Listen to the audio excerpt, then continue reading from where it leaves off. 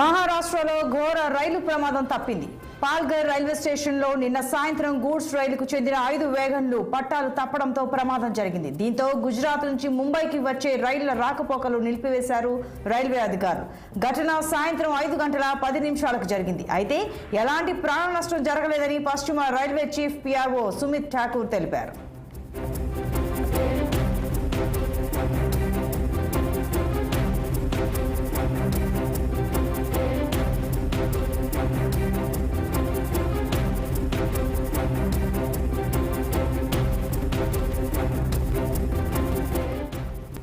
ఇనుప కాయిల్స్ తో ఉన్న గూడ్స్ రైలు పన్వేల్కు వెళ్తోందని చెప్పారు. అప్రమత్తమైన సిబ్బంది వెంటనే సహాయ చర్యలు చేపట్టడంతో ప్రమాదం తప్పిందని అన్నారు. ఘటనలో పలు బోగీలు చెల్లాచెదురుగా పడిపోయాయని తెలిపారు. ఘటనా స్థలానికి పెద్ద ఎత్తున జనాలు గుమిగూడారు. ఇక రైలు రాకపోకలు బంద్ కావడంతో ప్రయాణికులు ఆయా స్టేషన్లలో అవస్థలు పడ్డారు.